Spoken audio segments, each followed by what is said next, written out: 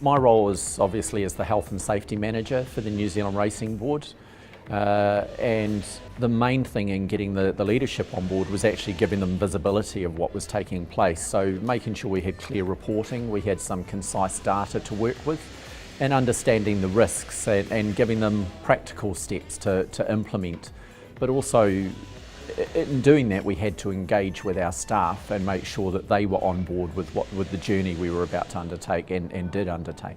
We've moved away from a culture involving speeds in the vehicle or driver behaviours that were considered the normal, whereas now they're started to be considered or are considered the exception. So that's been one of the most significant ones, and that's been reflected in our decrease in overspeed rates, the number of overspeeds, the vehicle damage rates and fines and infringements that have been occurring over the last couple of years since we implemented the program. So we invested in defensive driving. We do levels 1 and 2 as a basic requirement for anybody whose role involves a significant amount of driving. We also invest in level 3 defensive driving for where we've got staff who are involved in four-wheel drive, potential off-road or remote work isolation. The data that we receive from AfMA telematics and the fleet service provider is absolutely essential. It gives you a picture, it allows you to provide feedback to the employees and the managers and business units.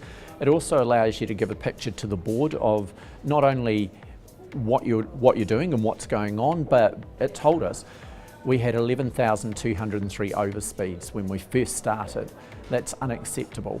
And we had a peak speed of over 140 and a median of 128. Well, we've got that down, and that's because we've been feeding that information back to people so they can see how they're performing.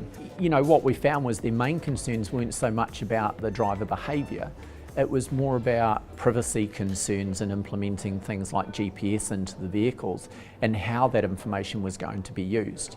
But now that they've seen that we've stuck to it, they get on board with it. I've worked with implementing fleet management safety in 2 other companies, and I've seen how it can be applied really well. I've also seen how it can be applied bad, where you can have employees view it as negative.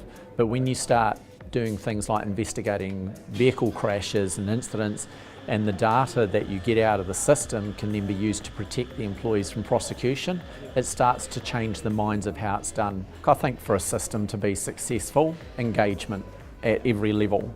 You have to engage with your employees once you decide on some options of what you're going to do, because otherwise they're never going to be on board. Never leave your employees in the dark. And promote the successes as well. So if you've got a driver who is doing very well and gets on board with the program and shows great progress, recognise it. The bulk of New Zealand Racing Board has transitioned in that culture change. Evidence we're seeing in that is the way people drive, they behave, and the fact that safety is part of the discussions now, whereas it never used to be.